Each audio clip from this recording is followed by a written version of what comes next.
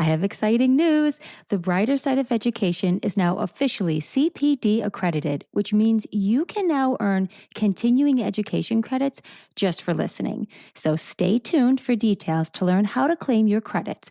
Your professional development just got a little easier. What if the root of many classroom struggles wasn't about effort, but about executive function? Join me explore why students with ADHD often struggle despite their best intentions and ways you can help support them.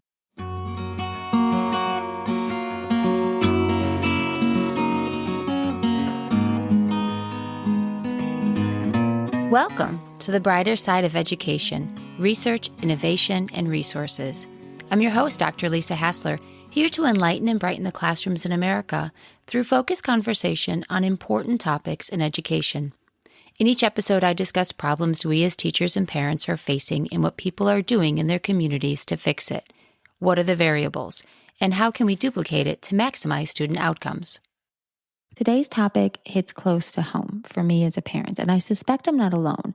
With nearly 1 in 10 children diagnosed with attention deficit hyperactivity disorder, or ADHD, many of us have experienced firsthand the tears and frustration over nightly homework, frequent classroom reminders, and the ongoing effort to keep our children focused and organized.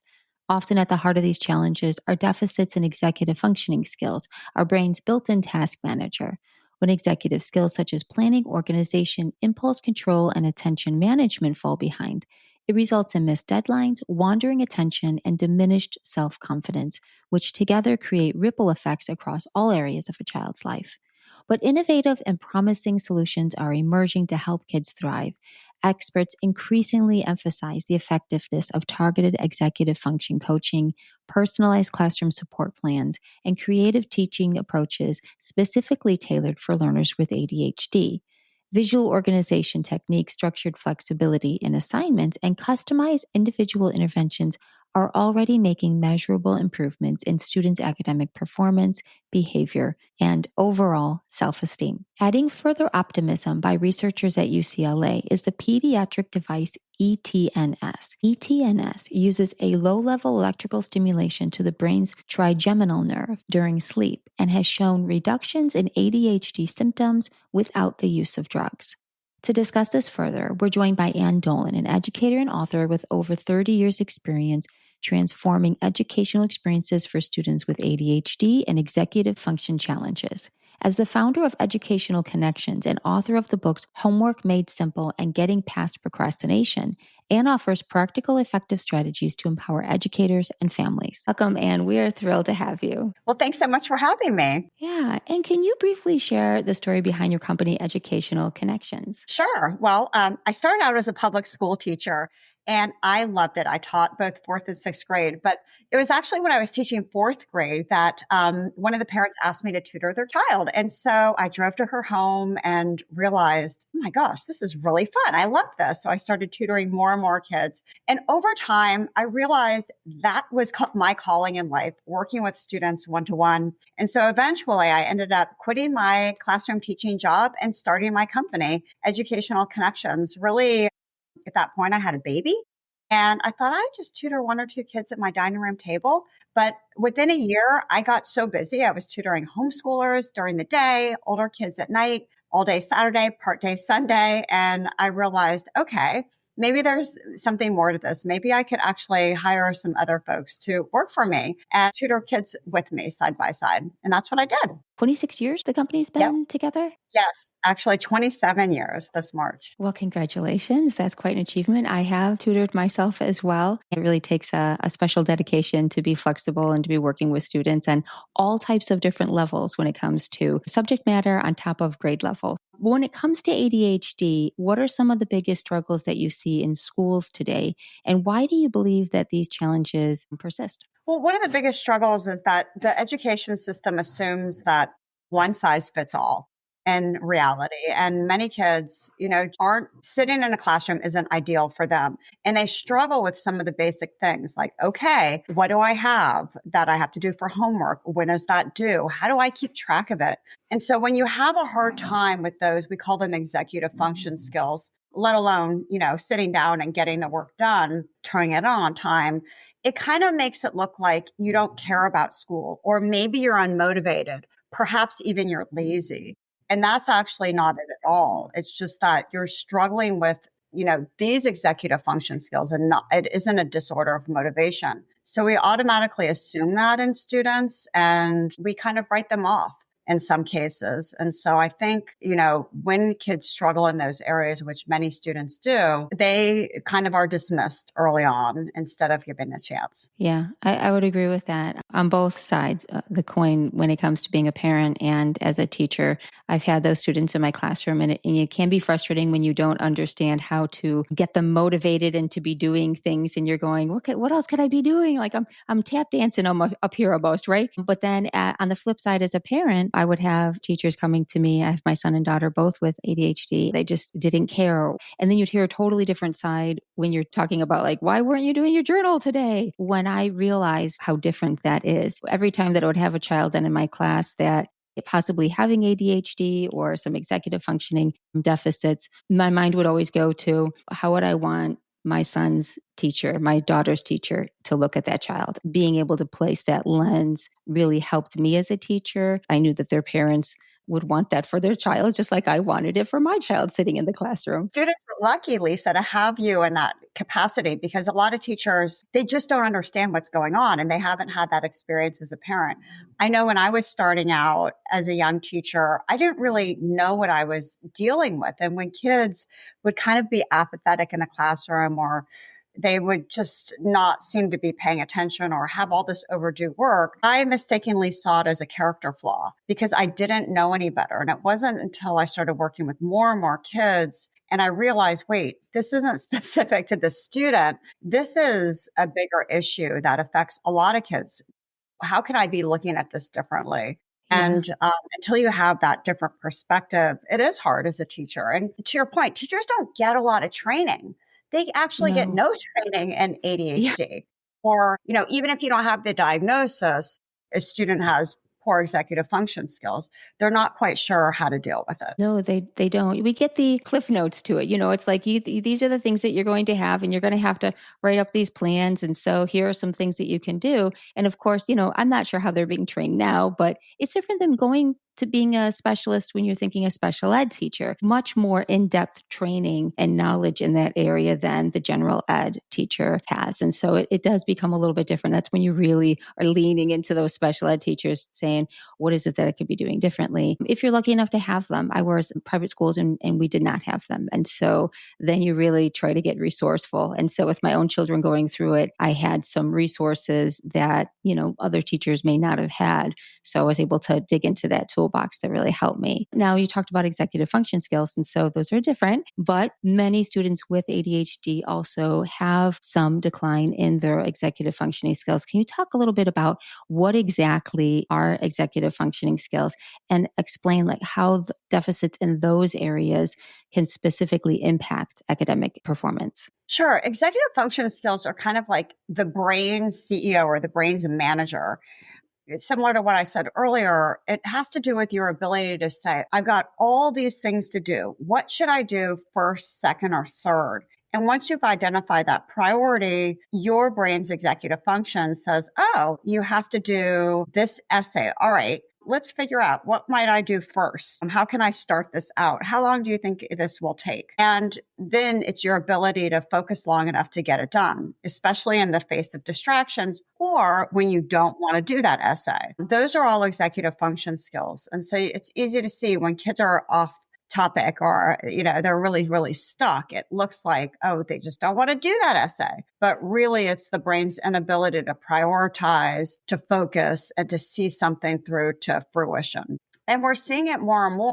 The advent of technology and so many kids on social media, I would argue it gets kids used to this concept of immediate gratification. So when something feels hard, it's more difficult for them to sustain their focus and see it through than ever before. So our kids, may come to the table with weaknesses already. And I say it's exacerbated because of everything hitting them from every angle when it comes to technology. Right. It's almost training their brain to not wait for that gratification, to have less patience or less willingness to work harder, longer for some reward, because their brain is being trained to get it faster for easier ways. It makes it harder in the classroom. It makes it much more difficult for these kids. They have these feelings that they're a bad student, that school isn't for them, that they don't do good in that. Even though they try their hardest, and they really do, they label themselves with it. They internalize it because they're hearing it from all around them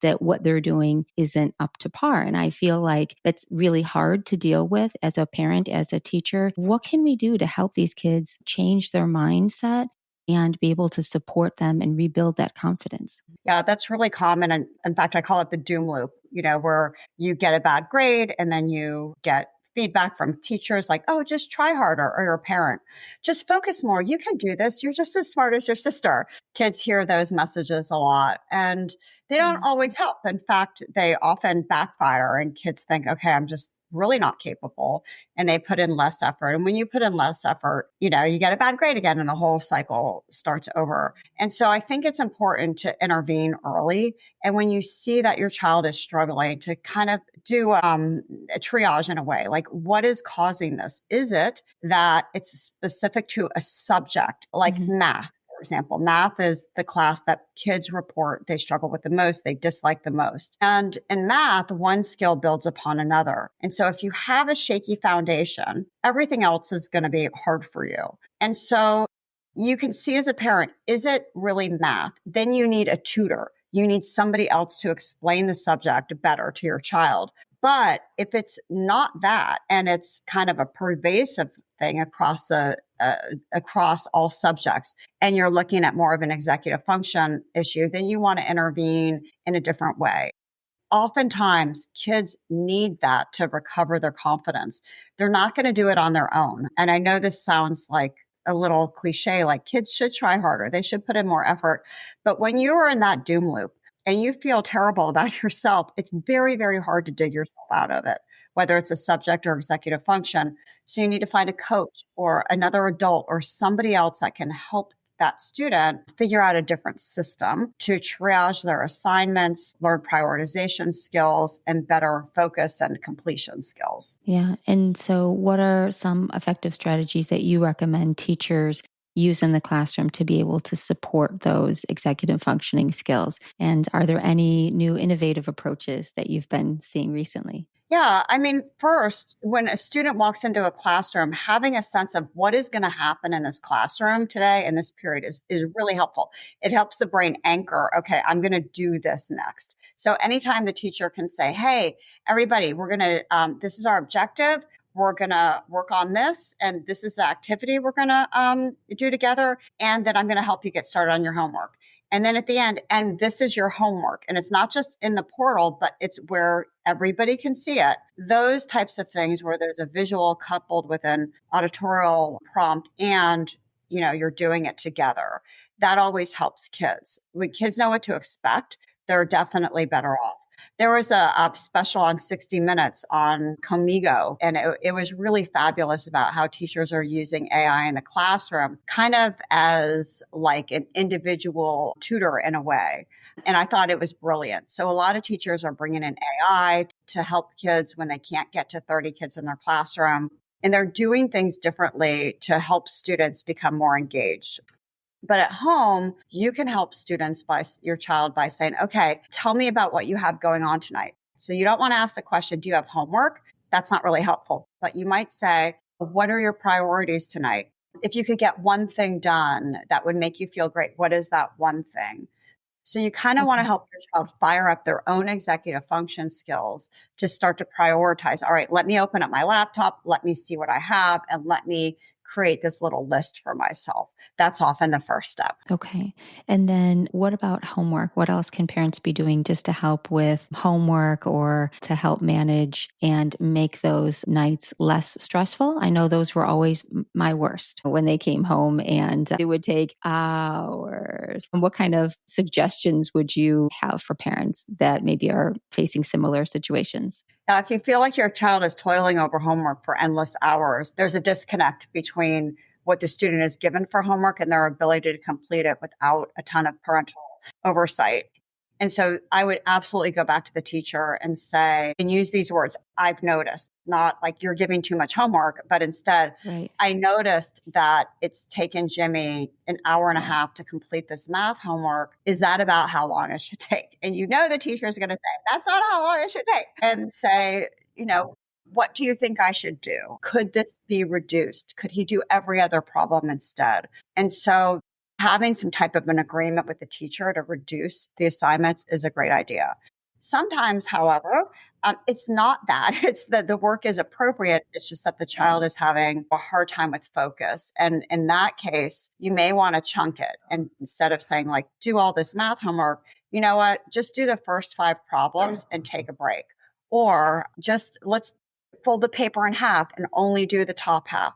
So anytime it can be broken down where there's a break, or even setting a timer can be really, really helpful. And depending on the age, you don't want to set the timer for too long. It might be 10 minutes, but never more than 25. Excellent. Yeah. Those are similar to what I ended up going to. This was prior to us finding out what was going on. So we would definitely go to the teacher and go, I'm losing my mind. We need some help. What have you got? And then we ultimately tested, but that did not come until 4th grade. Yeah, 4th grade summer. So it was a long few years prior to that until we knew what we were really dealing with. So it's good to know. So chunking it, folding it, timer, definitely all is good stuff. What kind of practical approaches can parents implement at home to support executive function skills like time management, organization, and task initiation without micromanaging their children? Yeah, that is really key, Lisa. You don't want to be the homework police, but you don't want to be completely hands off. You have to kind of find that middle ground. And so I kind of mentioned this earlier, but asking your child, okay, tell me, what are your priorities today?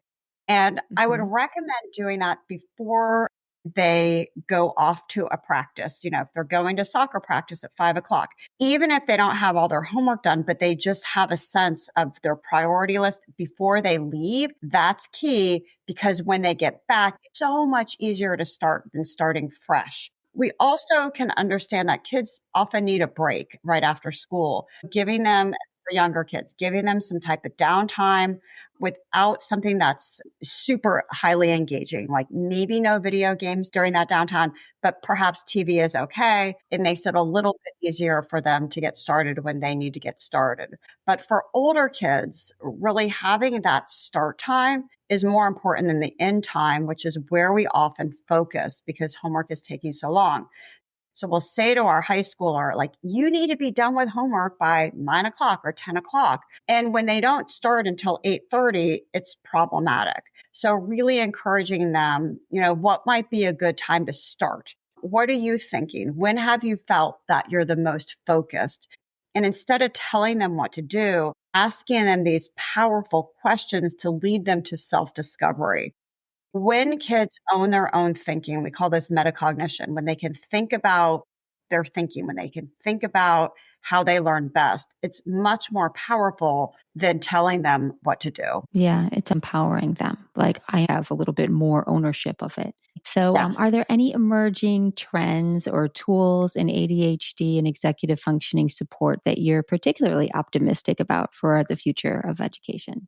Yeah, I think the biggest one, which has everybody talking, is the role of AI. And initially, when Mm. ChatGPT and other AIs came out, we saw in my practice, we work with kids on a daily basis, helping them with all the executive function skills when it comes to academics. And it used to be like even a couple of years ago, parents would call our office looking for help, and they would often say, "My child has poor study skills. They do their homework, but they're not doing well on tests." And that's indeed what it was. They didn't quite know how to study. Now we're seeing that the issue isn't always that kids aren't studying well, but when they don't understand something, they're automatically going to an app like Mathway, for example, which it used to be they took a picture of the problem and it told them the answer. Now they take a picture of the problem and it tells them every last step. So when they do their homework, it looks like they know all the steps, and then they go to take the test and they're doing very poorly. So there's this even bigger disconnect between, well, I'm doing the homework, but I'm getting terrible test grades. And so the new thing that we're finding is that kids don't know how to use AI. But once you show them, hey, You don't want to go to this right away. Try the problem first. And then when you're super stuck, go to it. But it's just these little shifts. Instead of write this essay for me and copying and pasting, if you were my teacher, Mrs. Smith, and you upload the essay, how would you tell me to improve this essay? And so those are better ways of using AI, but kids don't always know how to do it. And so teaching them that can make a huge difference. You've got books on this as well for homework help for parents. That comes along with scripting, along with another book that talks about ways to help with procrastination in children. And so more great reads for parents to be able to dive into. How would audience members be able to get a hold of you or your company best? Sure. Our website is ectutoring.com for educational connections. And that's really the best way to learn about what we do. Excellent. Well, thank you so much for your time. And it was a pleasure talking with you. Thank you, Lisa. You too. Supporting students with ADHD and executive function deficit starts with understanding their unique needs and responding with practical strategies. Together, we can create learning environments at school and at home where these students are equipped to thrive. If you have a story about what's working in your schools that you'd like to share, you can email me at lisa@drlisarhassler.com or visit my website at www.drlisarhassler.com and send me a message. If you like this podcast, subscribe and tell a friend. The more people that know, the bigger impact it will have. And if you find value to the content in this podcast, consider becoming a supporter by clicking on the supporter link in the show notes. It is the mission of this podcast to shine light on the good in education so that it spreads, affecting positive change. So let's keep working together to find solutions that focus on our children's success.